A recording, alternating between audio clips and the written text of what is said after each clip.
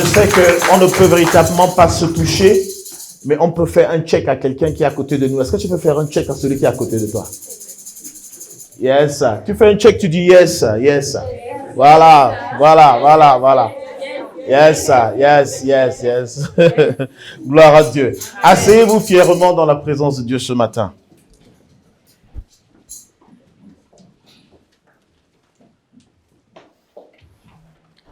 J'avoue que le pasteur Michel m'a un peu taquiné. Elle m'a taquiné. Amen. Et moi, je ne suis pas du genre, on taquine et ne répond pas. Moi, je réponds. Amen. Je réponds. Mais, bien aimé, vous devez savoir une chose, c'est que je sais que chacun de vous ici aime manger avec des couverts spéciaux. Qui aime manger dans des couverts en plastique? Qui aimerait manger dans des couverts avec des couverts en plastique? Vous voyez, personne. Qui aimerait manger dans des couverts avec des couverts en or? Qui aimerait que la table soit bien dressée avant qu'il ne commence à manger? C'est très important. C'est pourquoi le messager doit refléter le message. Alléluia. C'est pourquoi le messager doit refléter le message. Bien aimé, on ne se met pas bien pour faire bling bling, mais on se met bien pour que celui qui est en face de nous se sente à l'aise. C'est important. Je crois que si quelqu'un vient au-devant de vous et qu'il dégage une mauvaise odeur, peu importe le genre de message qu'il vous donnera, vous prendrez du temps avant de pouvoir l'écouter. Amen. Donc, ce n'est pas pour faire façon.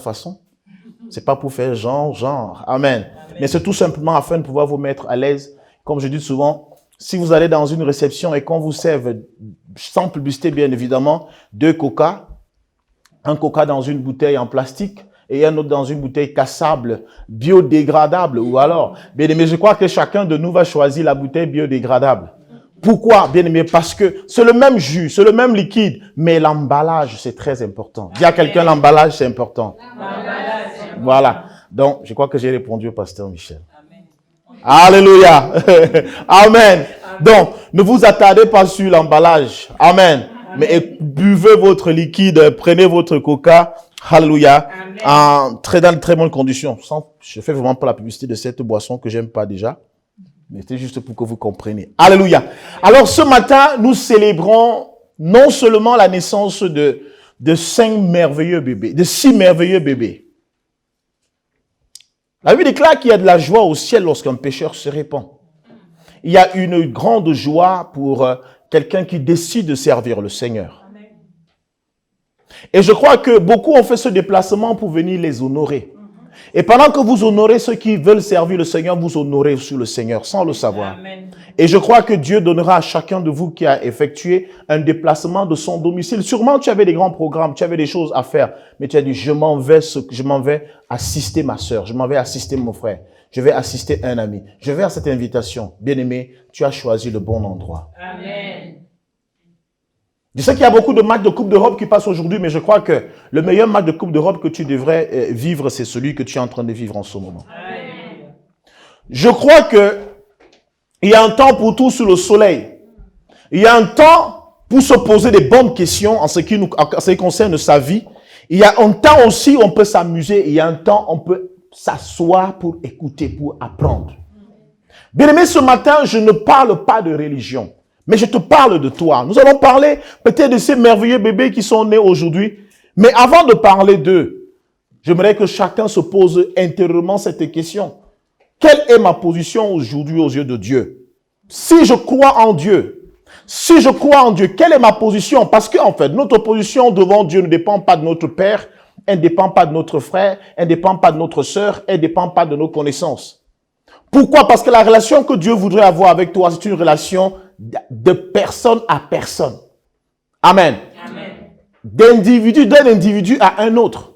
Parfois, il n'a pas besoin d'un intermédiaire. Même si aujourd'hui, les gens accordent beaucoup plus d'importance aux intermédiaires. Moi, le pasteur, je ne suis pas plus important que ta relation avec Dieu. Amen. Je suis juste là pour te montrer le chemin à suivre. Juste pour t'orienter. Mais les décisions, c'est toi-même qui les prends. Amen. Alléluia. Le pasteur n'est pas Dieu. Le pasteur n'exauce pas les prières. Le prophète, le prêtre, l'imam, je sais pas, tous les noms qu'on peut nous donner, bien-aimés, ce n'est pas nous qui faisons de vous des serviteurs de Dieu, des enfants de Dieu. mais que Dieu prenne sa place dans nos cœurs et que l'homme prenne la place de l'homme. Amen. Nous ne sommes que des serviteurs. Et pendant que nous sommes des serviteurs, nous nous devons de marcher comme le Seigneur nous le demande. Et la volonté de Dieu, c'est que tous les peuples parviennent, connaissent la parole de Dieu, le connaissent, alléluia, et soient sauvés. Notre thème ce matin, bien-aimé, c'est vivre l'expérience d'une vie nouvelle. Dis à quelqu'un, vivre l'expérience d'une vie nouvelle. Vivre l'expérience d'une vie nouvelle. Alléluia. Amen. Alléluia. Amen. Avant de commencer, pour ne pas vraiment tarder, je vais demander qu'on me passe. On va remettre à nos bien-aimés, à nos enfants ce matin, leur diplôme de baptême. C'est important. Amen. Amen.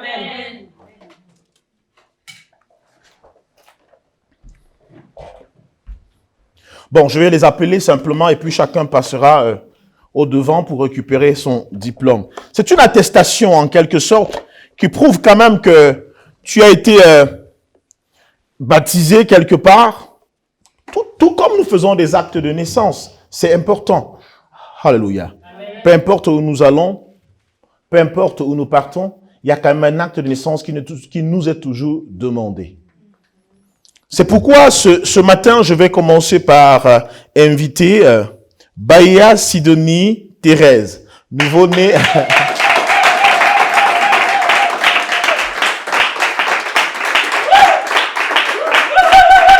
Bien. Maison de prière pour tous les peuples, certificat de baptême. Nous, ministres de culte, certifions par le présent document que la nommée Bahia Sidonie Thérèse a été baptisée par immersion conformément aux saintes écritures consignées dans le livre de Marc 16, verset 16. En foi de quoi nous lui délivrons le présent certificat pour servir et valoir ce que de gloire. Juvisy le 27 juin 2021. Que Dieu te bénisse abondamment. Tu vas attendre la maman. Tu vas attendre. Hey, attention. Attention. Je vais appeler un autre ou une autre. Un autre bébé, un autre nouveau-né. Lui, c'est Damien Métayer. Oh là là! Oh là là! Mais qu'est-ce que tu es beau, mon fils! Dis donc, mais quelle élégance! J'ai cru que te marier aujourd'hui, c'est vrai, te marier avec le Seigneur. Mais waouh! Qu'est-ce qu'il est? Dis donc! En tout cas, j'ai pas prévu ça. Ça, j'avais pas prévu. Alléluia. Est-ce qu'on peut acclamer pour Damien? C'est un enfant que j'aime particulièrement. Alléluia. Je l'aime beaucoup parce qu'on échange très souvent. Et quand on échange, il me dit beaucoup de choses. On échange beaucoup.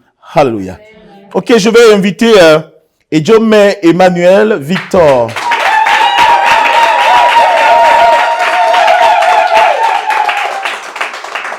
Wow. Vous avez vu ça?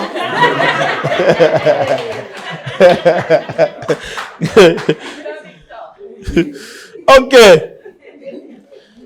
Bien, on continue. Je vais inviter, c'est le même texte, hein, donc on n'aura pas besoin de lire le texte. Bumba Greflin Freila. J'espère que je n'ai pas écorché ton nom. Ça va? Voilà. Ça va bien? C'est la plus petite.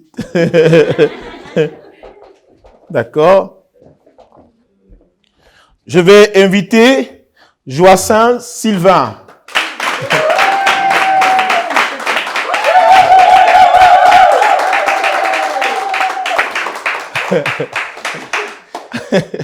Vous allez me faire rougir. Ah ouais. Il dit on va le faire rougir. Ok. Je vais inviter Marie-Caroline, épouse Bonan.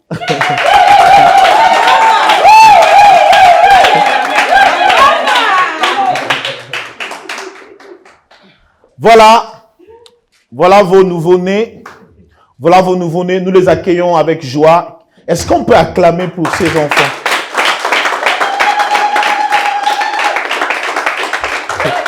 Amen. Amen. Gloire à Dieu. Gloire à Dieu. Que Dieu les bénisse abondamment. Bienvenue à la maison de Dieu. Soyez abondamment bénis. Faites bon d'usage, demeurons dans la présence de Dieu. Est-ce que vous pouvez vous asseoir? Merci, merci. Est-ce qu'on peut les acclamer pendant qu'ils vont s'asseoir?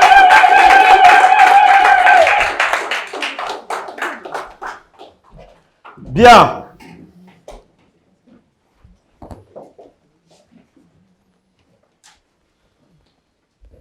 Ok. La fête continue, c'est vrai. Mais on va passer aussi à une parole. Lorsqu'un enfant naît,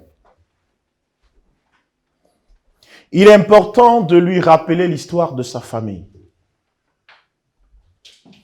Il est important de lui parler non seulement de ses droits, mais de ses devoirs. Il est important de lui faire comprendre exactement qui il est. Parce que vous voyez, l'enfant se développe dans le placenta pendant des mois. Il a une vie. Il a un mode de vie dans le ventre, dans le sein de sa mère.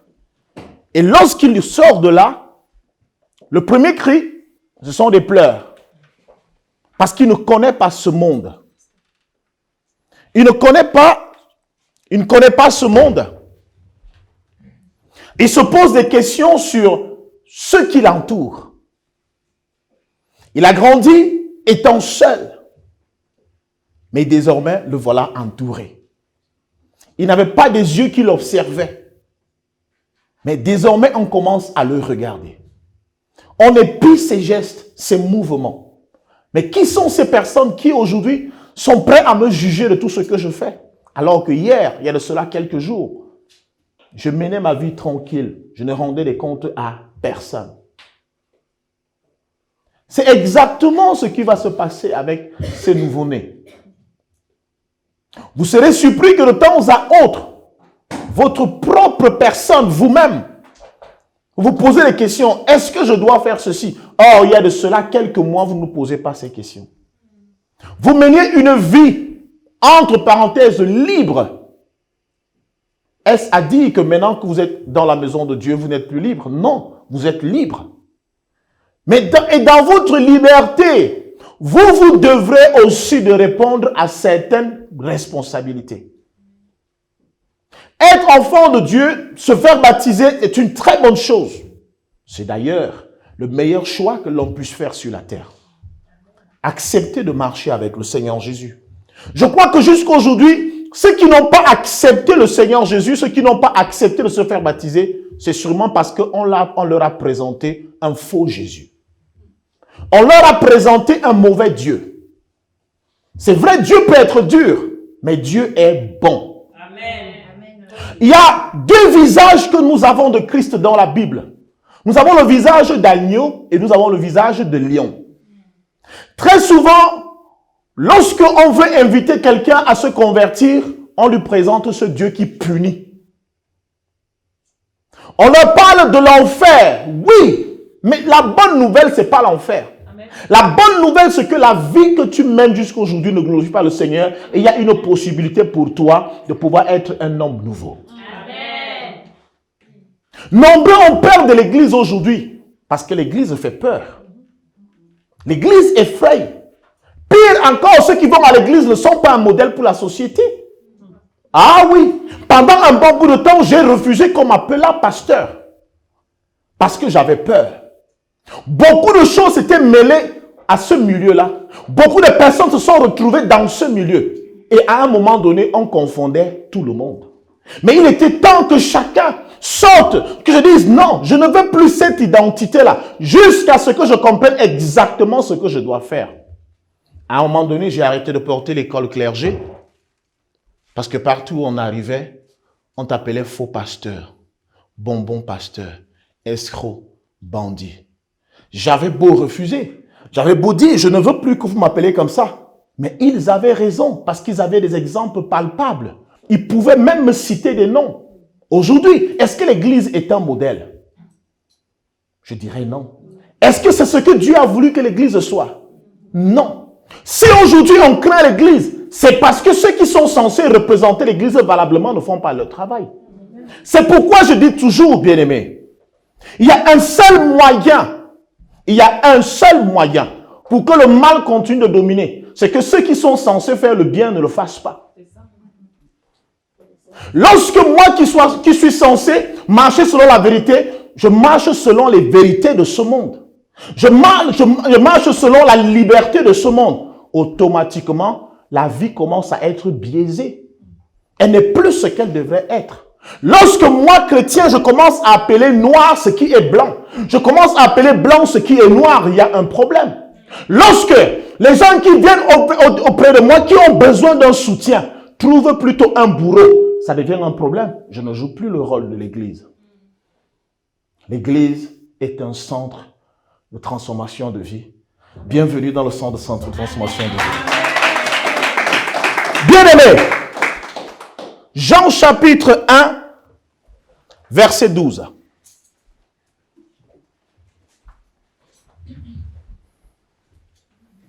Jean chapitre 1, verset 12. Vous voyez sûrement les gens se lever tout autour de vous. C'est sûrement parce que nous avons une coutume ici que quand nous lisons la parole de Dieu, nous nous mettons debout pour honorer Dieu et sa parole et non pour honorer le pasteur. Donc, nous sommes dans Jean chapitre 1, verset 12. Est-ce que quelqu'un peut nous lire cela? On va le lire tous ensemble dans la salle. Si quelqu'un n'a pas de Bible, tu lèves la main, tu lèves le doigt, on te passera une Bible. Ok. Jean chapitre 1, verset 12. Je vais compter jusqu'à 4 et vous commencez à lire. 1. Est-ce que nous sommes à la page là? Nous sommes à la page? Oui. 1, 2, 3, 4, c'est parti. Mais à tous ceux qui l'ont reçu, à ceux qui croient en son nom, elle a donné le pouvoir de devenir enfants de Dieu, desquels sont nés, non du sang, ni de la volonté de la chair, mais de la volonté de l'homme. Mais de Dieu. Vous savez ce qu'on faisait à l'école primaire? Vous savez ce qu'on faisait au collège? Quand vous vous comportez comme ça, on vous met à genoux. Parce qu'en fait, c'est un manque de conscience, c'est un manque de... Vous n'êtes pas responsable, excusez-moi de vous le dire. Vous avez vos cahiers en main, vous avez vos livres en main, vous avez vos Bibles en main. Vous ne parvenez pas à lire. Vous ne voulez pas lire. Et c'est le problème que l'Église a aujourd'hui. Il y a un laisser-aller. On vient à l'Église sans Bible et pourtant on va écouter Dieu. On va écouter la parole de Dieu. Est-ce que vous savez qu'un pasteur peut décider de vous mentir juste parce que vous n'avez pas de Bible? Et c'est ce qui se passe. Le temps, quand vous ne lisez pas votre Bible, on vous dit du n'importe quoi et vous acceptez. Vous voyez, je ne lis pas. Je vous laisse lire pour que vous puissiez dire, c'est moi-même j'ai lu, c'était dans ma Bible. Peu importe les versions que vous avez, le fond reste le même. Amen. Donc n'ayez pas peur. Alors on va repartir. Ce n'est qu'un verset, d'accord? Allez, encouragez-moi, ça c'est bon. Est-ce que c'est bon? Ok. Jean chapitre 1, verset 12. 1, 2, 3, 4, c'est parti.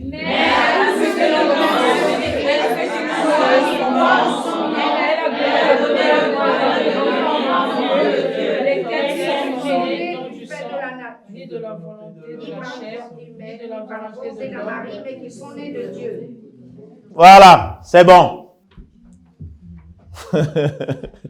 que Dieu vous bénisse, asseyez-vous, vous êtes bénis. C'est bien, c'est bien. C'est bien, ça va aller. La délivrance vient petit. Alléluia. Ok. Mais à tous ceux qui l'ont reçu, à ceux qui croient en son nom, elle a donné le pouvoir de devenir enfants de Dieu. Certains ont continué avec le verset 13, lesquels sont nés, ni de la volonté du sang, ni de la volonté de la chair, ni de la volonté de l'homme, mais la volonté de Dieu. Alléluia. Bien-aimés, elle a donné quoi? Je n'ai pas voulu qu'on lise tout le livre, tout le chapitre, mais c'est important, peut-être à la maison, vous allez pouvoir lire tout le chapitre afin que vous compreniez mieux. Ainsi, la Bible ici parle de la parole. La parole a donné le pouvoir de devenir enfant de Dieu. C'est pas le pasteur qui vous donne le pouvoir de devenir enfant de Dieu. C'est pas un prêtre qui vous donne le pouvoir de devenir enfant de Dieu. Ce n'est pas un homme qui vous donne le pouvoir de devenir enfant de Dieu. Ce n'est pas parce que je suis un enfant de Dieu que mon fils sera automatiquement un enfant de Dieu. Ce n'est pas par le lien de sang. Ce n'est pas parce que moi, le pasteur, je veux que tu deviennes enfant de Dieu que tu seras enfant de Dieu. Ça veut dire que moi, je n'ai pas ce pouvoir-là. là. Alléluia. Ce n'est pas par la volonté de la chair. Ce n'est pas parce que tu veux, tu dis je veux devenir enfant de Dieu. Ça c'est ta volonté. Mais est-ce que Dieu veut que tu sois son enfant? C'est ça. Nous rencontrons beaucoup de personnes dans la rue, des sans-abri, des sans domicile fixe. Ils sont de tout âge. Il y a ceux qui ont parfois 4 ans, 5 ans, 6 ans. Je ne crois pas que si l'un te dit en pleine rue, en plein Paris, je vais devenir ton enfant. Et toi tu vas dire, ok, je t'accepte comme mon enfant. Tu ne le feras pas, mais ce que tu feras, c'est que tu mèneras d'abord dans ton esprit une étude de faisabilité. Est-ce que j'ai les moyens d'adopter un fils maintenant? Est-ce que j'ai les moyens de pouvoir t'entretenir? Parce que adopter un fils, ça veut dire que à partir de ce moment-là, il devient à ta charge. Je m'occupe de lui. Alléluia. J'inscris dans les écoles. Je t'entretiens. Je t'amène dans les parcs. C'est aussi ça. Un parent ne fait pas que corriger. Un parent amène aussi dans les parcs. Quand l'enfant me dit, je vais aller au McDo, tu l'amènes au McDo. Alléluia. Parfois, tu cèdes à ses caprices. Tu cèdes, pas tout le temps, de temps en temps. Amen. Tu peux céder à ses caprices. Un parent ne peut pas que gronder, un parent encourage aussi. Amen. Mais est-ce que je suis prêt à t'encourager ou alors je suis prêt à te gronder? Parfois, Dieu se pose ces questions-là. Mais nous voulons aujourd'hui que Dieu nous accepte malgré notre mentalité, malgré notre passé qui peut être bizarre. Alors, c'est pour cela que Dieu s'est réservé à lui-même ce droit-là de faire de qui il veut son fils. C'est lui qui donne ce pouvoir-là. Mais la parole ici, c'est ce que tu écoutes en ce moment. Pendant que tu donnes la parole, si tu crois en cette parole-là, il est possible que Dieu fasse de toi son fils. Amen. Amen. Amen. Amen. Amen. Alors, quand on accepte Jésus-Christ comme vous l'avez fait, chers enfants, comme quand on l'accepte comme son Seigneur et son Sauveur personnel, la Bible déclare dans le livre de Colossiens chapitre 1, Alléluia. Nous allons sûrement lire ce verset, Colossiens chapitre 1, verset 13, mais cette fois-là, vous n'allez plus vous lever. D'accord? Dites quand même merci, pasteur. Voilà. Colossiens chapitre 1, verset 13 dit ceci. Je vais plutôt demander au pasteur Michel de lire pour nous.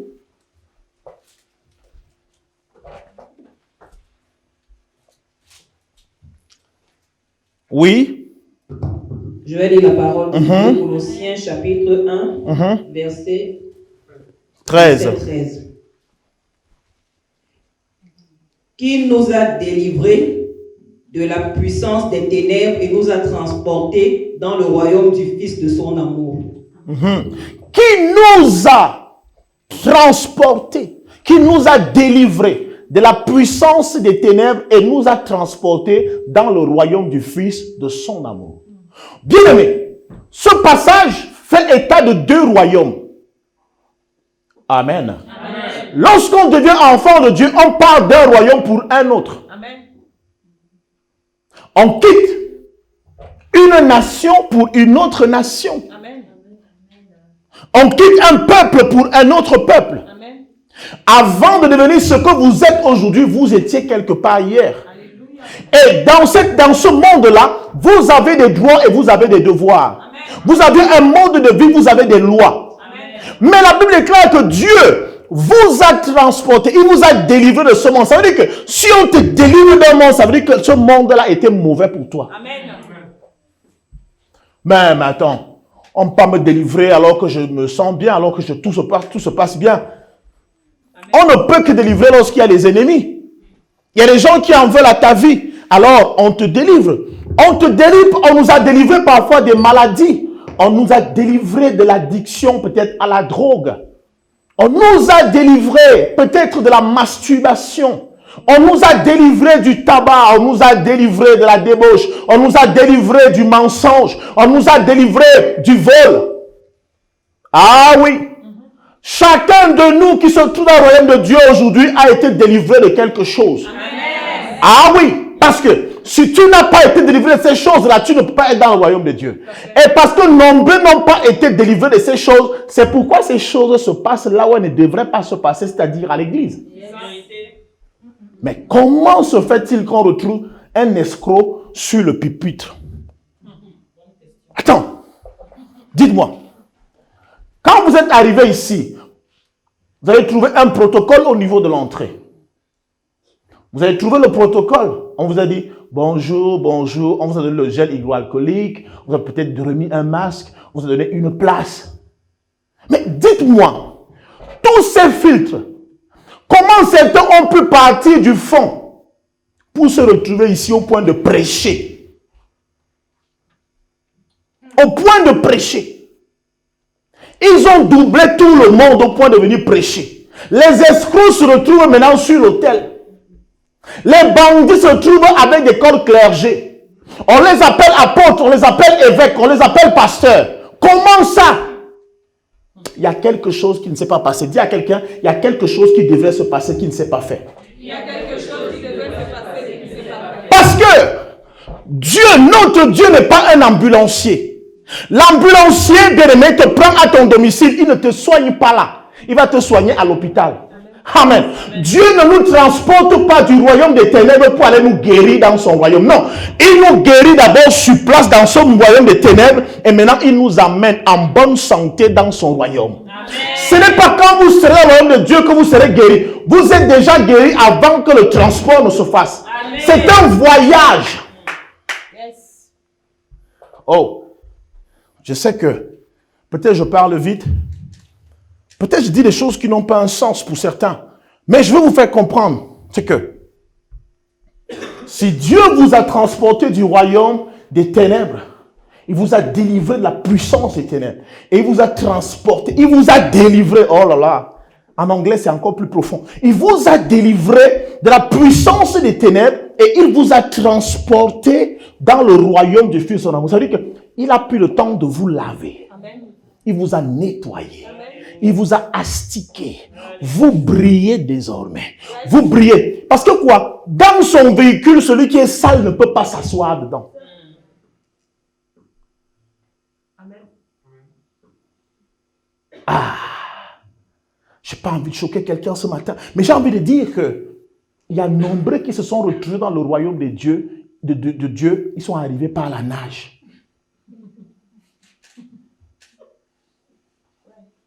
Tu es arrivé par la nage. Excusez-moi. Peut-être sans visa. Peut-être tu es passé par les réseaux. Tu es passé par les réseaux.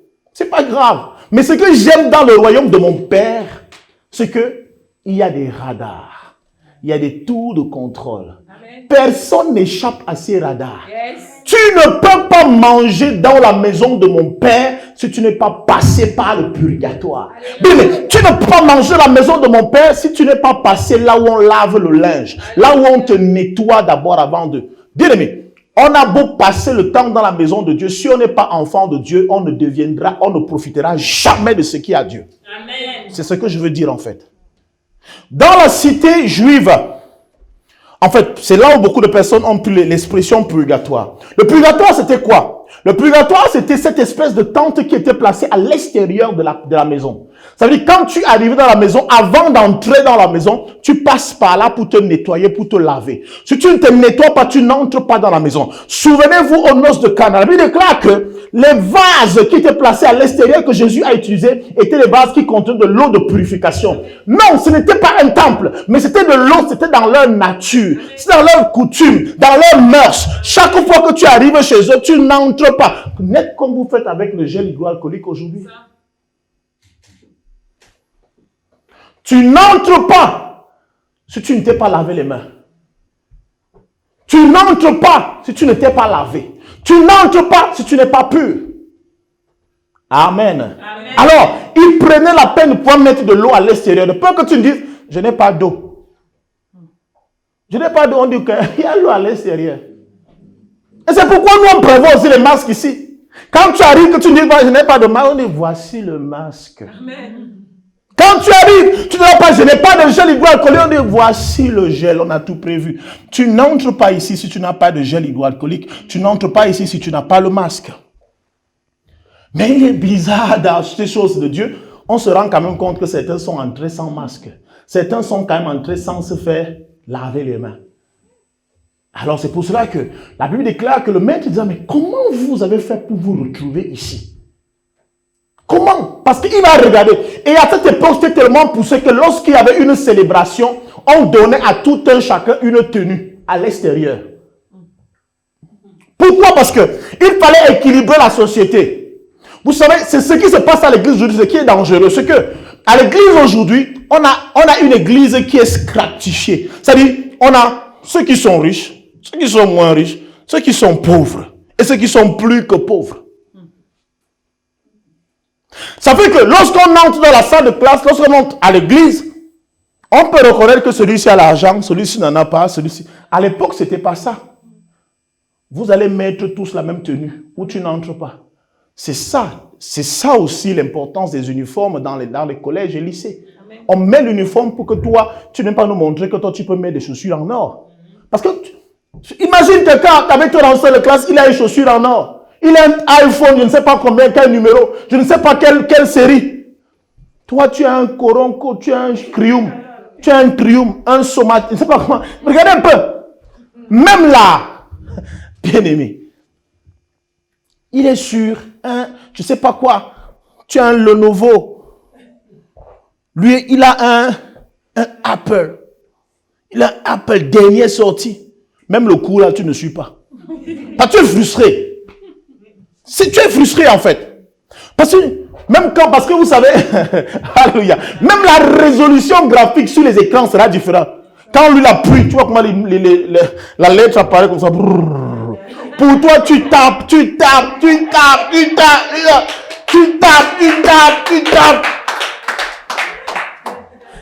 Bien aimé, si on vous demande de poser votre téléphone ici, vous allez voir les choses.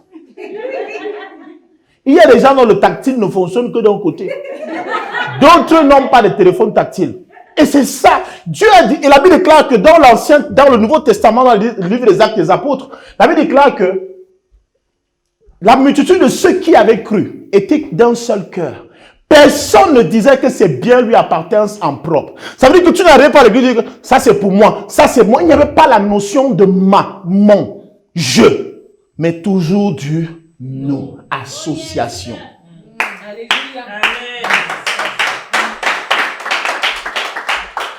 L'individualisme n'est pas de Dieu. L'individualisme n'est pas de Dieu. Mais seulement, il y a beaucoup de personnes qui profitent aussi de la sociabilité pour ne rien faire. Parce que là, il ne faut aussi pas confondre. Il ne faut pas confondre. C'est-à-dire, tu arrives à l'église, tu n'as rien fait. Le pasteur a dit qu'il faut tout partager. Toi-même, pour tout partager, il faut que toi aussi tu apportes ce que tu as. Amen. Tu n'as jamais rien eu. Mais non, ça c'est tu es un escroc en blanc. Alléluia. Amen. Alors, bien aimé, Dieu n'a pas voulu que le salut de l'âme soit entre les mains d'un homme. Parce que s'il fallait que ce soit l'homme qui vous accorde le salut, qui décide que c'est enfant de Dieu, je suis sûr que j'allais me limiter seulement à ma femme et à mes enfants. Le reste là, je ne gère pas. Dieu dit, je connais le cœur de l'homme. Le cœur de l'homme est mauvais, il est tortueux. Il va seulement sauver ceux de sa famille. Même ceux de sa famille, il ne va pas sauver tout le monde. Ta tante te regarde des yeux bizarres, tu dis que toi, je te sauve pas. Ton mari t'énerve, tu dis, ok, en tout cas, tu sais que c'est moi qui ai les clés du ciel, tu n'entres pas. Alors Dieu a dit, non, c'est mieux que moi, je fasse ce travail. Alléluia. Alors lorsque Dieu nous a transportés dans son royaume, nous étions donc dans un royaume avec des lois. Là-bas, on fait tout ce qu'on veut, on s'habille comme on veut, on mange comme on veut, on marche comme on veut, on écoute toute musique comme on veut. C'est bien, on se croit libre. Mais non, on croit qu'on joue la vie, mais c'est la vie qui nous joue. On croit qu'on est enfant de Dieu, on croit qu'on est à l'aise, mais tu n'es pas à l'aise. Je vois beaucoup de personnes qui pensent être libres, alors qu'elles ne le sont véritablement pas. Parce que être libre ou avoir la vie, c'est pas marcher. Amen. Tu peux marcher, mais tu n'as pas la vie. Amen. Tu peux marcher, tu peux parler, mais tu n'as pas la vie. La Bible déclare que lorsque Adam est mort spirituellement, or le corps continuait de vivre. Le corps qui était mort, c'est-à-dire que l'âme qui était morte, l'esprit qui était déjà mort, ce mort continuait à donner des enfants, au point où à l'âge de 120 ans, il va donner un enfant et lui donner le nom de 7. Dans le livre de Genèse chapitre 3, verset 5, la Bible dit que Adam, âgé de 120 ans, engendra un fils à son image et selon sa ressemblance. Or, Adam avait été créé à l'image et à la ressemblance de Dieu. Mais pourquoi lui commence à donner les enfants maintenant à sa propre image? Or,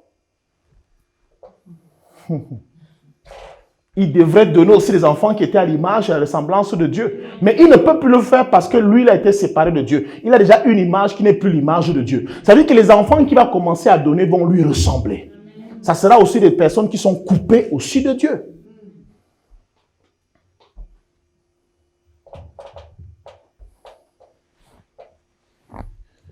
Peuple de Dieu. Ce que nous avons fait par le passé est passé. Nous sommes de nouvelles créatures aujourd'hui. Vous êtes de nouveaux bébés aujourd'hui. Vous êtes peut-être jeunes en âge, physiquement. Peut-être vous avez un certain âge, physiquement aussi, mais spirituellement, vous êtes vraiment des... Vous avez quelques heures en fait. Peut-être 1h30 d'âge. Donc personne me dit, non, moi j'ai 30 ans, pasteur. J'ai 50 ans, tu n'as plus 50 ans. Spirituellement, je te regarde de ton âge spirituel. Je te regarde dans ton âge spirituel, c'est pourquoi, bien aimé, chaque fois que j'explique souvent cela, chaque fois qu'on l'explique par la grâce de Dieu, les gens ne comprennent pas. Le monde entier sait que Jésus-Christ est mort à 33 ans, mais Jésus n'est pas mort à 33 ans spirituellement, Jésus est mort à l'âge de 3 ans. Pourquoi? Pourquoi Jésus est mort à l'âge de 3 ans? Je me prends encore le temps de pouvoir expliquer cela. Parce que, en fait, notre âge spirituel est l'âge que Dieu connaît. Oh, Jésus, la Bible déclare dans le livre de Luc chapitre 1, Luc chapitre 2, Luc chapitre 3, que lorsque Jésus vient pour se faire baptiser, il avait environ 30 ans. Ça veut dire qu'à 30 ans, Amen. Alléluia. Amen. Il avait environ 30 ans. Et c'est à environ 30 ans que Dieu déclare que celui-ci est mon fils bien-aimé en qui j'ai mis toute mon affection. Lorsque Jésus vient pour se faire baptiser, il a 30 ans. Amen. Amen. Mais Jésus vient pour accomplir une prophétie. Il vient pour accomplir quelque chose. Il vient pour résoudre un problème. N'oubliez pas que l'agneau, selon le dictionnaire, peu importe le dictionnaire que vous allez prendre, un agneau est un animal dont l'âge est compris entre 0 et 3 ans. Amen. Quand ça dépasse 3 ans, ce n'est plus un agneau. Il n'y a pas un agneau de 4 ans. Il n'y a pas un agneau de 3 ans et 2 jours. Il y a un agneau, c'est 1 à 3 ans. Amen. Amen. Amen. Alors, bien aimé, Jésus, pourquoi est-ce que Jésus va mourir à l'âge de 3 ans, selon ce que moi je vous dis, ou alors à l'âge de 33 ans, comme certaines personnes le savent? C'est tout simplement parce que le premier homme qui avait péché, et donc Jésus venait résoudre l'énigme ou alors le problème, bien aimé, avait péché aussi à l'âge de 30 ans. Souvenez-vous que Adam n'a pas été engendré comme vous et moi. Adam a été formé. Amen. Amen. Adam n'a pas eu 2 ans. Adam n'a pas eu 3 ans. Parce que si Adam avait eu 2 ans ou 3 ans, un enfant de 2 ans ou 3 ans ne se sent pas seul. Un Adam de 3 ans ne dit pas, voici cette fois-ci celle qui est chair de ma chair, os de mes os. Il n'y a qu'une personne mature qui est capable de dire, j'ai besoin d'une aide, j'ai besoin d'une femme. Adam avait l'âge, avec 30 ans. Lorsqu'il a été formé, lorsqu'il est sorti du sol. Et c'est à l'âge de 30 ans qu'il a aussi péché contre Dieu. Ça veut dire que le premier homme, celui qui vient résoudre le problème d'Adam, il doit aussi commencer ce travail à 30 ans. C'est pourquoi la vie de Jésus est cachée. Entre 12 ans et 30 ans, on ne parle pas de lui dans la Bible. Celui qui trouve l'histoire de Jésus, ou bien un passage dans la Bible qui parle de Jésus quand il avait 13 ans. Quand la personne vient me voir. Quand il avait 20 ans, tu viens me voir. Quand il avait 25 ans, tu viens me voir. Quand il avait 26 ans, tu viens me voir. Quand il avait 27 ans, tu viens me voir. Quand il avait 28 ans, tu viens me voir. Ça n'existe pas. La vie de Jésus est révélée de 1 an à 12 ans. Et de 12 ans à 30 ans, il est dans le noir total. On ne parle pas de lui. C'est à partir de 30 ans qu'il revient. Parce que c'était l'âge de la maturité, là où il devait prendre des choses en main. Alléluia. Alors, lorsque Jésus se fait baptiser, c'est exactement en ce moment. C'est ça que la Bible déclare le livre de Marc. Marc chapitre 4 dit que Jésus avait environ 30 ans lorsqu'il se fait baptiser. Et lorsqu'il revient du Jourdain, on croyait toujours qu'il était le fils de Joseph, le fils de Marie. Or, il n'était plus le fils de Marie. C'est pour dire à quelqu'un aujourd'hui, on verra sûrement la même coque. On verra sûrement les mêmes têtes. On n'a pas changé vos noms. Emmanuel et Jomé. Tu appelles toujours Emmanuel, n'est-ce pas? Hier, tu avais ce nom. Aujourd'hui, tu as ce nom. Mais en fait, ton nom n'a pas changé. Même ta corpulence n'a pas changé. Ta morphologie n'a pas changé. Est-ce que tes traits sont bougés de ta tête? Tu as toujours tes mêmes chaînes, n'est-ce pas? Mais en fait, ta transformation est spirituelle et non physique. Amen. Amen. Ah oui, je vois, c'est vrai que Damien a mis un joli costume. Tu as un joli costume, mais en fait, c'est la même tête. D'ailleurs, on t'appelait Damien, on continue de t'appeler Damien. Ce qui fait que beaucoup de personnes vont toujours voir la même personne devant elles. Ça, tu as changé. Et alors quoi qui s'est passé? Qu'est-ce qui s'est alors passé? Ce n'est pas toujours toi. La Bible déclare que lorsque Jésus sort donc des eaux de baptême, on va continuer à voir le fils de Marie, le fils de Joseph. Or, ce n'était plus le fils de Marie, c'était déjà un homme régénéré. Amen. Je vais dire à un parent, je vais dire à un frère, je vais dire à une épouse, à un mari, que si ta femme est ici, parmi ceux qui sont fait baptiser, si ton enfant est ici, ce n'est plus cet enfant que tu as connu. Amen. Il est changé. Ils sont transformés.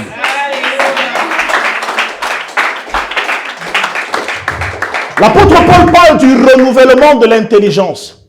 Ils ont fait mourir le vieil homme. Ce ne sont plus ces personnes qui posaient les actes abominables. Amen.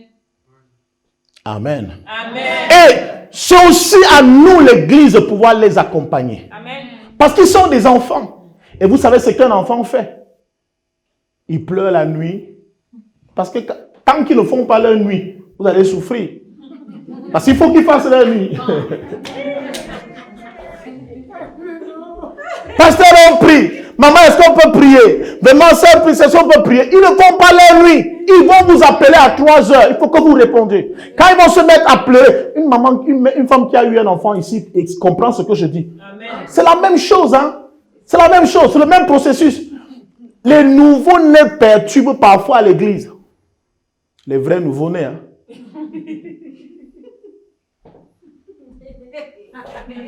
Il faut une pédiatrie spirituelle dans l'église.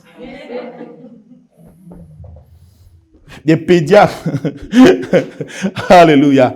Alors, bien-aimés, j'étais en train de vous dire que lorsque Dieu nous a donc transportés dans ce nouveau royaume, nous avons laissé les lois que nous avions en Égypte. Égypte ici symbolise le monde. C'est un monde où on ne connaît pas Dieu.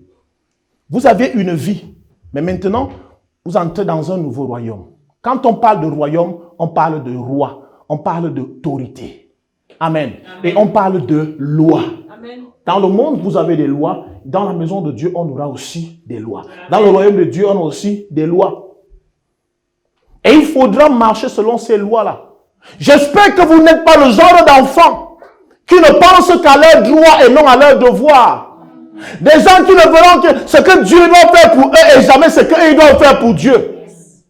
Parce qu'aujourd'hui, c'est ce que la société nous montre. Les gens qui se plaignent, oh non, tel président doit partir, oh non, telle personne doit partir, on gifle les présidents aujourd'hui. Ils sont prêts à tout faire en fait, ils sont prêts à tout faire. Jamais ils ne se posent des questions, qu'est-ce qu'on doit faire? Qu'est-ce que moi je dois apporter? Bien aimé, quand bien même quelqu'un va t'offrir le droit d'asile dans sa nation, il le fait parce qu'il sait que tu apporteras quelque chose dans sa nation. Si tu ne le fais pas, il te fait rentrer là où tu es venu. Je suis d'accord avec cette politique-là. Je suis d'accord. Bien aimé, arrêtons d'être comme des champignons. Pourquoi j'ai dit champignons? Le champignon est le seul être vivant qui est capable, qui ne vit qu'au dépend d'un autre être vivant. Pour que le champignon vive, il faut qu'il s'accroche à un autre être vivant. Sinon, il ne vit pas. Le bon monsieur ne fait rien. Il trouve un être vivant, il s'accroche, paf, c'est là qu'il vit.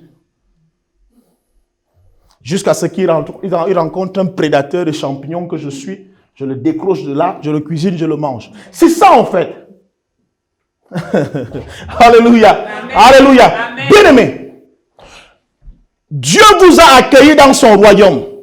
Il s'attend à ce que, bien-aimé, vous soyez dans une association, dans une symbiose. Association à caractère réciproque. Ça veut dire que tu donnes, il te donne. Tu fais, il fait pour toi.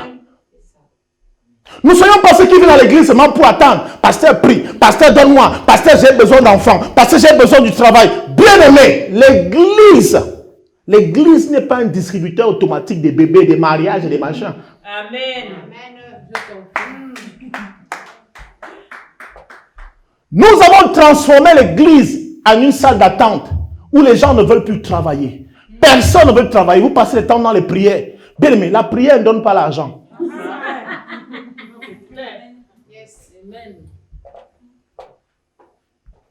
La prière ne donne pas l'argent. Ah ouais. Si tu penses venir prier ici pour avoir de l'argent, frère, mieux tu vas jouer au loto. Je te dis, ça ne donne pas l'argent.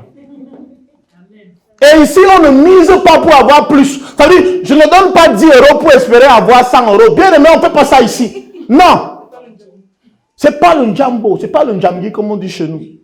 On ne mise pas ici. Alléluia. Amen. Dieu a dit, il y a des lois que Dieu a données qui vont exister. Il dit que tant que le ciel et la terre existent, il y aura toujours ces saisons. Les saisons ne disparaîtront jamais. Il y aura toujours les semailles et la moisson. Alléluia. Amen. Bien aimé, il y aura toujours la loi sur le travail. Tu mangeras à la sueur de ton front. Tu ne veux pas travailler, tu ne mangeras pas. Yes. Pas parce que je suis déjà enfant de Dieu, maintenant tout va descendre du ciel. Oh, maintenant Jésus a tout payé sur la croix. Tu dis cela à ton propriétaire. Oh, mon agent du loyer du mois. Tu n'es pas au courant. Je me suis fait baptiser dimanche. Jésus a tout payé. Le pasteur a dit que Jésus a tout payé. Va demander. Bien aimé. Le jour là, moi-même, je viens voir ton propriétaire. Je dis, on le conduit d'abord quelque part, il se repose. Non. Non. Aujourd'hui, les gens à l'église aiment la vie facile. Ils aiment la vie facile. Toujours donne-moi, donne-moi, donne-moi, donne-moi. Les gens ne savent plus travailler pour avoir. Peu importe l'âge que tu as, dès que tu es à la maison de Dieu, tu deviens responsable. Amen. Nous ne sommes pas un peuple de prière. Ne passez pas plus de temps à prier qu'à... C'est-à-dire, faites le bon dosage, l'équilibre. Yes. Je prie et je travaille. Amen. Quand la prière déclenche, la porte ouvre la porte qui était fermée. Mais quand la prière a déjà ouvert la porte qui était fermée, bien aimé, qui doit aller la pousser? Qui doit la pousser? Dans le processus, dans la prière, c'est que tu pries pour que la prière soit débloquée, pour que la porte soit débloquée. Mais il y a une action que toi-même tu dois mener. Soit tu pousses ou tu tires. Parce qu'il y a des portes pour ouvrir, on pousse, n'est-ce pas? Amen. Et tu rentres. Il y a celle aussi qu'elle s'ouvre plutôt de l'extérieur. Tu es obligé de tirer. Et même nous, on n'arrive pas à faire cette action-là, pousser ou tirer. On veut qu'on nous donne tout, tout, tout, tout. Le pasteur ne peut pas tout vous donner. Amen. Le pasteur ne vous donnera pas tout. Détrompez-vous. Détrompez-vous. Le pasteur n'a pas plus prié pour vous que vous-même. Vérité. Maintenant que vous êtes enfant de Dieu, maintenant que vous êtes dans la maison de Dieu, il s'agit maintenant que chacun de vous mette ses genoux au sol. Pourquoi? Vous êtes vêtus en blanc ce matin. Le blanc a une... C'est symbolique. C'est symbolique de pureté, de propreté. Vous êtes maintenant... Votre compteur est à 0. Vous êtes une page blanche. C'est à vous de l'entretenir. Si vous ne voulez pas l'entretenir, d'ici 2 jours, elle sera encore sale. Parce que l'on ne sait pas que nous sommes arrivés, c'est bon. Il n'y a plus rien à faire. Non. La sainteté s'entretient. La délivrance s'entretient.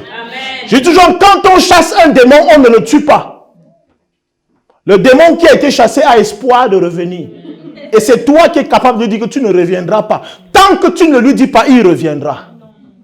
Parce que tant que le maître n'est pas revenu, aucun pasteur n'a le droit de lier et de condamner un démon. Aucun démon ne peut d'ailleurs être condamné. Même Jésus n'a jamais pu le faire. Jésus ne faisait que chasser. Jésus n'a jamais condamné un démon. Ah ouais. Pourquoi? Les démons connaissent leurs droits. Ils disent à Jésus, qu'est-ce que fais-tu là? Que fais-tu ici? Notre heure n'est pas encore arrivée. Donc ils connaissent leur heure. Notre heure n'est pas arrivée. Tu es venu nous troubler avant notre temps. Ils connaissent qu'il y a un temps où ils seront condamnés. Il dit, tu ne peux pas nous jeter n'importe. Jette-nous plutôt dans le troupeau des porcs là. Et nous on s'en va. Et Jésus va exaucer la prière des démons. Amen. Ah! Exaucer la prière des démons. Un démon prie Jésus. Le démon dit que Jésus dit, ok, d'accord, allez dans les porcs. Allez-y dans les porcs. Et ils sont partis dans les porcs. C'est-à-dire que tout démon qui est chassé n'est pas tué. Mais c'est à nous de pouvoir entretenir cela. De pouvoir nous entretenir dans la pureté. Amen. Dans nos comportements, dans nos fréquentations. Bien-aimés, vous êtes aujourd'hui le modèle.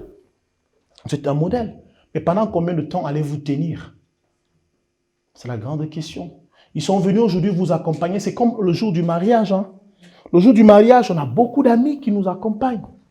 on reçoit des cadeaux. On monte un grand gâteau comme ça.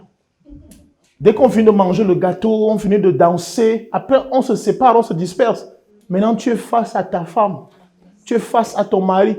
C'est là où tu réalises que son nez était gros comme le mien. Tu n'avais pas bien vu que ton nez était comme ça. Et c'est ça. C'est là où tu réalises que son langage a changé. Parce que c'est souvent beau de se lier. Mais pour entretenir cette liaison, ce n'est pas évident. Et la relation avec Dieu est bonne lorsqu'elle commence. Parce que tout parfois paraît beau. Beaucoup de personnes se font baptiser parce qu'on leur a dit que si tu te fais baptiser, ta vie va changer. Bien aimé, la vie ne change. Oui, elle change. Mais elle ne devient pas forcément comme tu veux. Pourquoi? Parce que la vie de Jésus a changé lorsqu'il a été baptisé.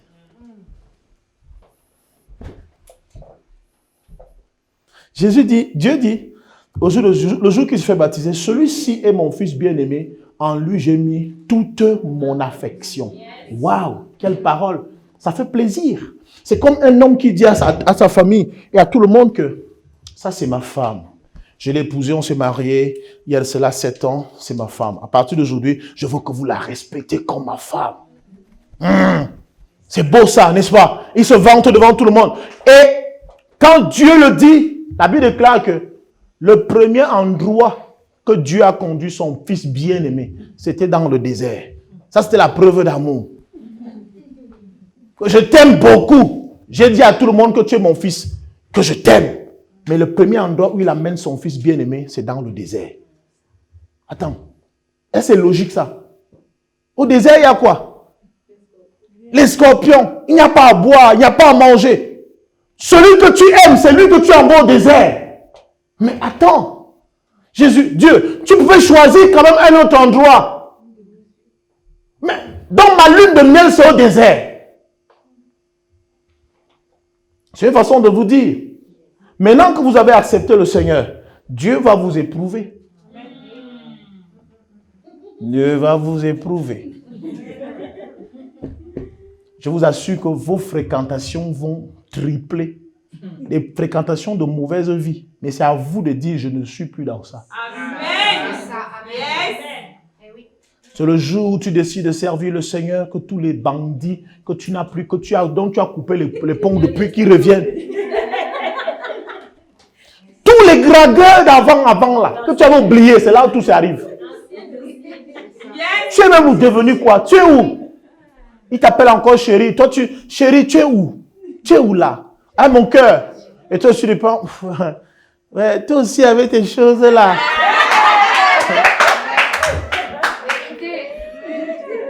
Tu n'as pas changé? Non. Ce n'est pas à lui de changer, c'est à toi de dire que j'ai changé. Je ne veux plus. Vous savez pourquoi les hommes détestent les pasteurs aujourd'hui? Est-ce que vous savez pourquoi les hommes détestent les pasteurs, les églises réveillées? J'aime ça parce que je dis ça. Je crois qu'ils veulent souvent nous boxer et tout. J'ai dit ça quelque part, j'ai posté sur les réseaux sociaux. Ils notent tout ce que les hommes ont pu commenter. Oh, escroc, bandit, escroc, bandit. Pourquoi? Parce que je leur ai dit, c'est de bonnes guerres, on vous comprend. Vous nous détestez tout simplement parce que on permet aux femmes et aux hommes de connaître leur véritable identité. Amen. Vous savez, lorsqu'un homme a été habitué à aller avec toi quand il veut et comme il le veut, sans contrôle, sans filtre, tu ne peux pas lui dire non, parce qu'en fait, tu n'as pas de connaissance. Il t'utilise comme il veut, après il te jette. Il peut prendre Joséphine, il utilise, il jette. Il peut prendre Amandine, il utilise, il jette. On croit que c'est comme ça la vie. Et un jour, il revient, il va encore prendre Amandine. Amandine dit que je suis déjà enfant de Dieu, je ne couche plus. Vos pasteurs là, vos églises là, vos pasteurs là. Parce que ce qu'il était habitué à prendre gratuitement, il ne peut plus prendre gratuitement. Maintenant, tu dis que moi, la parole de Dieu me dit, je ne peux pas aller avec un homme s'il n'est pas mon époux. Parce que mon corps est le temple du Saint-Esprit. On ne couche pas avec moi comme on veut. On ne couche plus avec moi comme on veut. Il dit, vos histoires d'église là, dont toi aussi tu es là dedans. Oui, je suis là dedans. On ne peut que nous détester. On ne peut que nous détester. Moi, je n'attends pas de l'amour de la part des hommes, à part ceux qui ont compris que il n'y a rien de méchant dans ce que nous faisons. C'est pour votre bien. Tu veux une femme, tu l'épouses.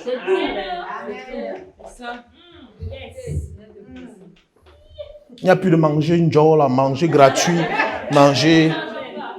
Tu quoi? Tu goûtes quoi là? Est-ce qu'on goûte? C'est pas la pizza? Non! Vice versa. Hein? Vice versa. Pour les femmes aussi. Parce que si l'homme ne peut pas goûter, ne goûte pas aussi son argent. Ne goûte pas aussi son argent. Parce que c'est ça aussi. C'est ça. Tu ne peux pas aller avec lui, mais quand il donne de l'argent, tu prends quand même ton argent. Son argent peut quand même aller dans ta poche. Je peux passer par lui. Hein.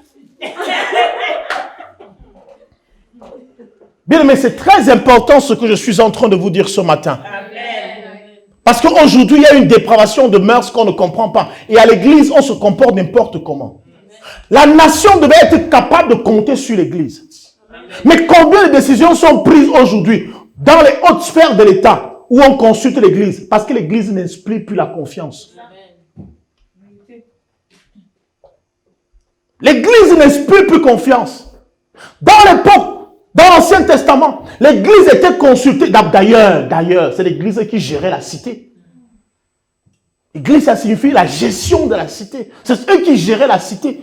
Aucune décision n'était prise sans passer par l'église. Mais aujourd'hui, on se dit enfant de Dieu, mais on mène une vie de débauche. Les parents se plaignent des enfants. Tu vas à l'église. Lorsqu'un parent a un enfant qui va à l'église, il doit être rassuré. Amen. Mais les parents ont même peur quand on dit que son enfant va à l'église. Parce qu'on a comme l'impression que tout ce qu'on t'enseigne là-bas, c'est pour maltraiter tes parents. Bien aimé, sachez une chose. Je vais parler aux enfants. Vous qui êtes nés de nouveau aujourd'hui, vous qui avez accepté le Seigneur aujourd'hui, sachez une chose. Sachez une chose. Vous qui avez accepté, je parlais de lois, de nouvelles lois. Parce que vous avez de nouvelles lois désormais dans votre nouveau royaume. Ce que vous devez savoir. Votre père, votre mère sont vos dieux sur terre. Amen. Amen. C'est ça. Prêche au pasteur. C'est ça. Vérité. Que la liberté que les hommes te donnent ne te donne pas le droit de mépriser ton père ou ta mère, peu importe ce qu'il est. Un enfant ne répond pas à son père.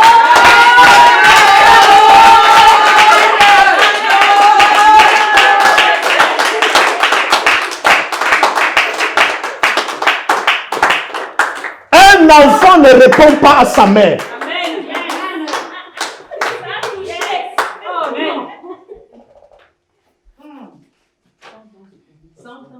La République a ses lois. Le royaume aussi a ses lois. Amen. Ton père, qu'il soit pauvre, qu'il soit riche, reste ton père. Amen. Et la Bible ne te demande pas d'obéir, de respecter ton père qui est bon ou celui qui est mauvais. Il dit honore ton père et ta mère. Que ton père soit un sorcier, que ton père soit un monsieur bon, tu dois l'honorer. Honore ton sorcier de père, même s'il est sorcier. C'est ton père. Vous répondez à vos parents. Vous répondez tu réponds à ta mère. Bien aimé, tu vas aller où? C'est le seul commandement qui est accompagné d'une promesse. Honore ton père et ta mère afin que tes jours se prolongent dans le pays que l'Éternel, ton Dieu, te donnera. Bien aimé, tu veux vivre longtemps sur terre. Tu n'as que 15 ans, 20 ans, 16 ans. Tu réponds à tes parents. Tu ne vas pas atteindre 30 ans. Frère, ce n'est pas ma prière. Ce n'est pas que ton père ne voudra pas. Vous savez, le père ou la mère, tu as beau maltraiter ton père ou ta mère, il ne te fera pas du mal. Mais celui qui lui fera du mal, celui qui l'a établi père sur toi, c'est lui qui te fera du mal.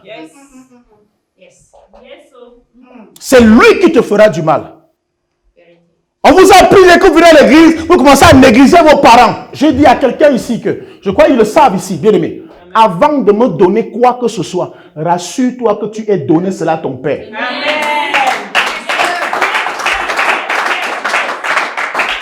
Parce qu'en fait, ça part de là. Vous voyez, parfois les pasteurs prennent la place des parents dans les vies des gens. Bien aimé, je ne suis pas ton père. Peut-être ton père spirituel, mais je ne prendrai pas la place de ton père dans ma... Non, je ne veux pas ça. Ça, c'est m'attirer les problèmes vis-à-vis de Dieu. Bien aimé, quand tu veux me donner quelque chose, rassure-toi que ton père a eu la même chose. C'est des problèmes. Je ne veux pas les problèmes.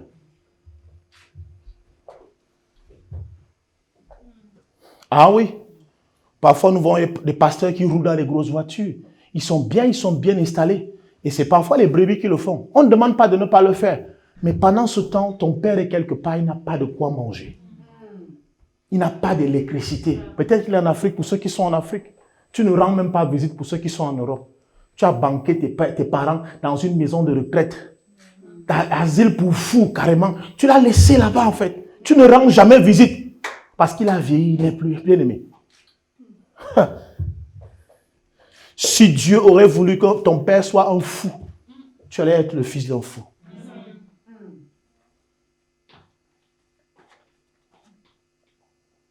Chers enfants, honorez vos parents. Et ça concerne tout le monde ici parce que chacun est enfant de quelqu'un. Oubliez l'histoire qu'on vous dit, si ton père te fait ceci, tu pars à la police. Va à la police ne te donnera absolument rien. C'est ce que je dis souvent aux gens chez moi, bien-aimés.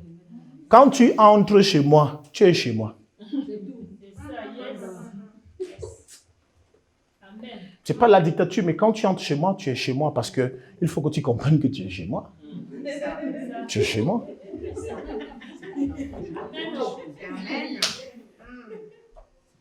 L'Église doit retrouver cette place-là. Et nous comptons sur vous pour transmettre ce message à votre entourage. Il y a des parents qui pleurent aujourd'hui. Ils passent le temps à pleurer à cause de leurs enfants. Est-ce que vous pouvez imaginer ce que les larmes d'un père, d'une mère, elle t'a supporté pendant 9 mois. Parfois, tu cries, le père est là. Le père, c'est lui qui part regarder pendant que la mère dort. C'est le père qui part regarder si tu as un problème. Tu es tombé du lit. Il part, il ramasse. Il ne dort pas. Alors qu'il doit aller au boulot le lendemain à 7 heures. Il te porte toute la nuit. Il ne dort pas. Il ne dort pas. Et toi, dès que tu as 16 ans, tu crois que tu es devenu grand. Changez. Ce n'est pas votre vie, ça. Changez.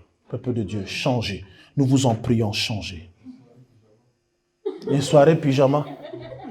Ce n'est même pas interdit ces choses. Ce n'est pas interdit. Mais que ce soit dans la limite de ce que nos parents, tant que ça n'offense pas mes parents. Vous savez, les enfants ont des droits. Ça, c'est une réalité. Ils ont des droits. Mais on ne peut pas outrepasser nos droits. Parce que là où nos droits s'arrêtent, c'est là où les droits de quelqu'un d'autre commencent. Là où notre liberté s'arrête, celle de quelqu'un d'autre commence. On n'a pas une liberté indéfinie.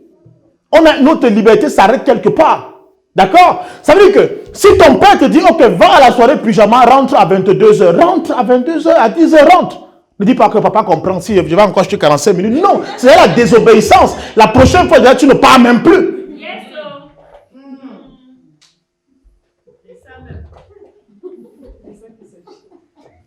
Non. Car le royaume de Dieu, ce n'est pas le manger et le boire, mais la justice, la paix, la joie par le Saint-Esprit. Ce n'est pas le manger et le boire. Ce n'est pas le bling-bling, le royaume de Dieu. C'est la justice et la vérité. Vivre selon la justice, vivre selon la vérité. Que le mensonge sorte de vos bouches. Le mensonge. Parfois on t'attrape. Tu dis, ce n'est pas ce que tu crois, ce n'est pas ce que tu as vu. Je n'ai jamais compris parfois cette scène dans les films. Je n'ai jamais compris cette scène. C'est-à-dire, une femme attrape son mari avec une autre femme. Dans une chambre. Ils sont carrément en tenue d'Adam. Et puis l'homme dit, ce n'est pas ce que tu as vu. Bon, ok, c'est donc ce que c'est donc ce que toi tu as vu que j'ai vu, quoi. On t'a attrapé. Il n'y a pas de mal à reconnaître son erreur. Il n'y a pas de mal à demander pardon. Bien aimé, on demande pardon à tout âge. Les hommes aujourd'hui ne savent plus demander pardon. Vous devez apprendre à demander pardon. Reconnaître vos erreurs. Celui qui demande pardon n'est pas forcément mauvais. Et ce que j'aime toujours dire, alléluia, on ne demande pas pardon parce qu'on a raison. On ne demande pas pardon parce qu'on a tort.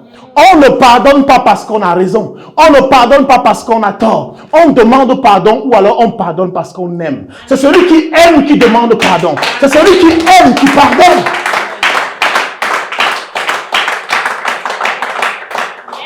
Si tu aimes ton prochain, tu pardonneras. Si tu aimes ton prochain, tu vas demander pardon. Si tu aimes ta mère, tu aimes ton père, tu pardonneras. Si tu aimes ton père, tu aimes ta mère, tu demanderas pardon. Parce que ta mère souffre par ce que tu fais. Ton père souffre par ce que tu fais. Ton frère souffre par ce que tu fais. Ta soeur souffre par ce que tu fais. Ton voisin souffre par ce que tu fais. Apprenons à demander pardon. Vous êtes le fruit du pardon. C'est pour cela que Dieu vous a accepté. Parce que vous étiez mauvais.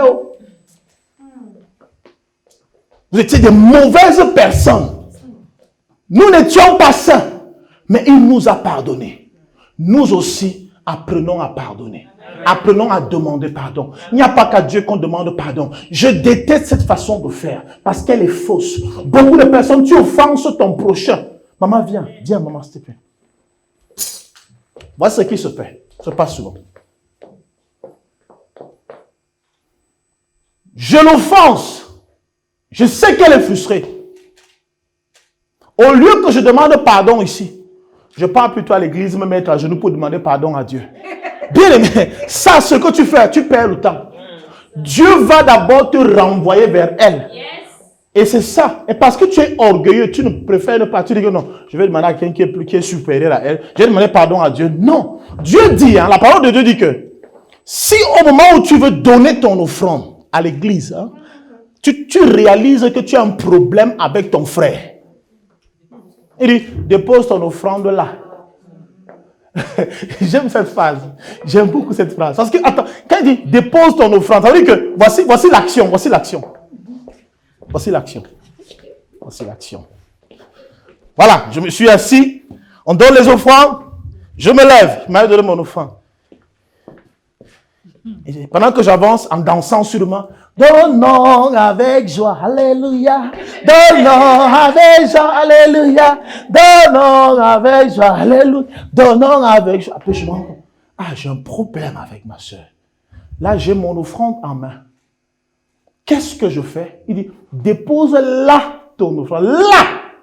Là, ici, comme aussi là où tu dois déposer ton offrande. C'est là où tu es. C'est-à-dire, je dépose mon offrande et je retourne faire la paix d'abord avec mon frère. Amen. Je fais la paix. Frère, pardonne-moi pour ce que je t'ai fait. Pardonne-moi. Tu me pardonnes? Merci beaucoup, mon frère. Je repars. Non, je repars maintenant, je viens.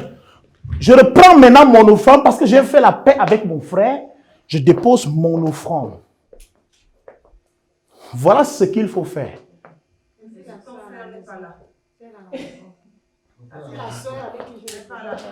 Voilà, ça c'est. Donc vous voyez comment commencer à raisonner. Et le plus souvent, vous voyez ça parce que vous raisonnez. Le plus souvent, quand Dieu le dit, ce que vous ignorez avec Dieu, c'est que Dieu sonde les cœurs, il sonde les pensées. Alléluia. Parfois, Dieu sait que celui que tu as offensé est dans ta présence. Il sait qu'il est là. Et s'il n'est pas là, va d'abord t'asseoir et prends un engagement à rentrer. Quand tu vas rentrer chez toi, tu demanderas pardon à la personne. Mais il faut que tu le fasses. Parce que tu peux dire, ok, je vais demander pardon après. Mais après, tu ne demandes pas. Tu déposes quand même ton offrande. La bénédiction que Dieu a prévue pour toi reste aussi suspendue, elle reste aussi en attente. C'est le jour où tu feras la réconciliation, la restitution avec la personne que la bénédiction descendra aussi sur toi. Elle restera suspendue. Demandons pardon. Dis à quelqu'un, dis à ton voisin, demandons pardon. Il n'y a pas de mal à demander pardon.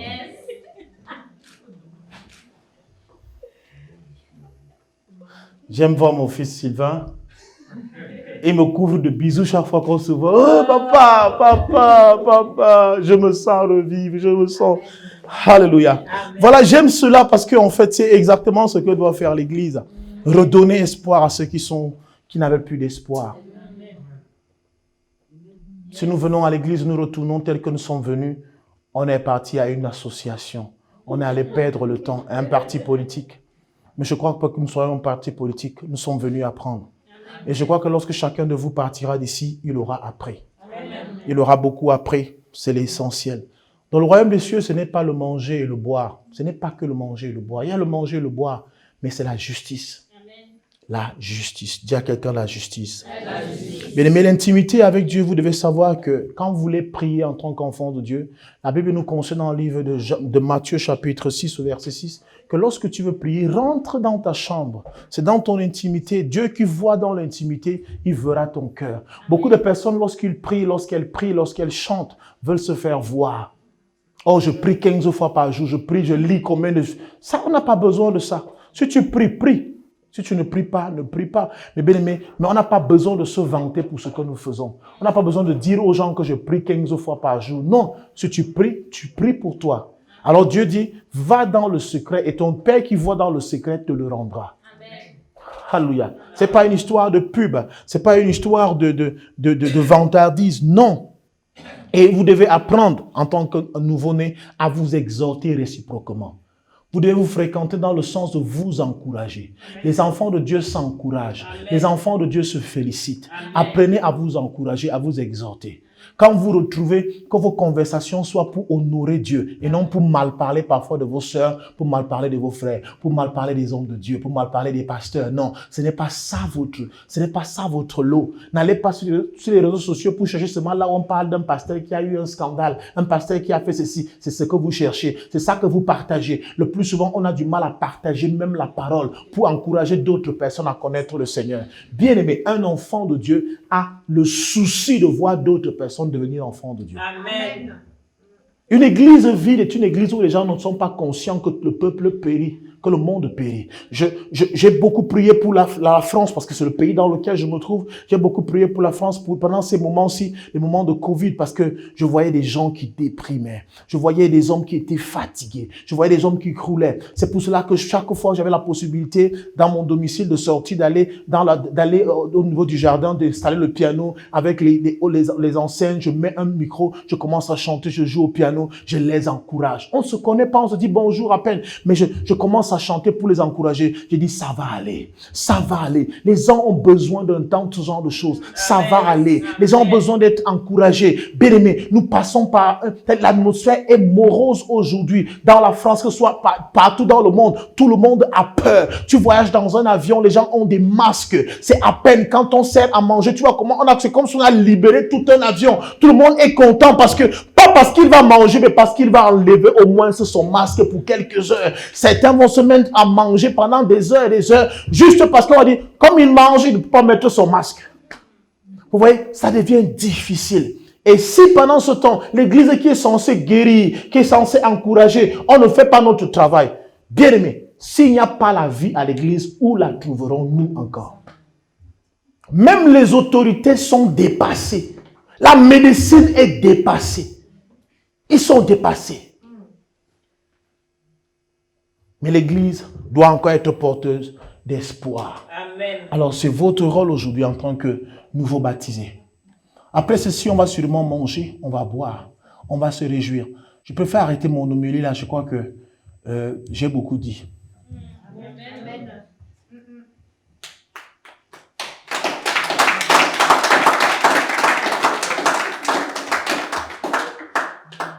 Nous rendons grâce à Dieu pour tous ceux qui sont venus ici pour la première fois. C'est un honneur pour nous de pouvoir vous accueillir. Amen. Et ça sera toujours un privilège pour nous de pouvoir vous voir. Amen. Nous partageons la parole de Dieu ici, nos instants de bonheur et parfois nos instants de malheur aussi, nous les partageons. Parce que nous avons tout en commun.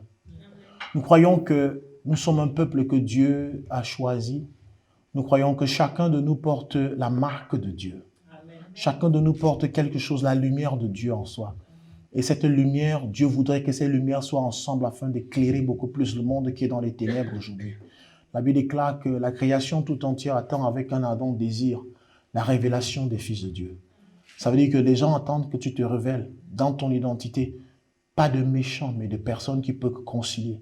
La Bible déclare que nous sommes les réparateurs de brèches. Là où il n'y a pas la paix, apportons la paix. Là où il y a la discorde, apportons l'union. Là où il y a les querelles, apportons l'amour. Là où les parents ne se parlent plus, permettons à ces parents de pouvoir se reparler.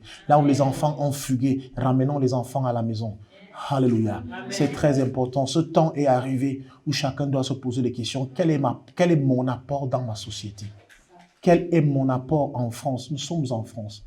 Quel est notre apport en France? Qu'est-ce que j'apporte à la France? Qu'est-ce que j'apporte à la France? Qu'est-ce que j'apporte à cette nation? Pas qu'est-ce que la nation m'apporte. Qu'est-ce que toi tu apportes à la nation? Et après, tu essaies de te prolonger. Maintenant, tu dis, je suis à l'église. Qu'est-ce que j'apporte à l'église? Pas qu'est-ce que l'église m'apporte. Qu'est-ce que j'apporte à l'église? Ma contribution, c'est quoi? Je ne te parle pas en termes d'argent. Je te parle en termes de disponibilité afin que le maximum de personnes connaissent cette lumière que toi, tu portes déjà. Bien-aimé, quand on a goûté un bon plat, quand on était à un bon restaurant, on veut le faire visiter à un ami. On veut le faire découvrir à un ami. J'ai mangé dans un restaurant. J'aimerais que la prochaine fois que toi et moi nous y allons. Alléluia. Que Dieu vous bénisse abondamment. Est-ce qu'on peut se mettre debout?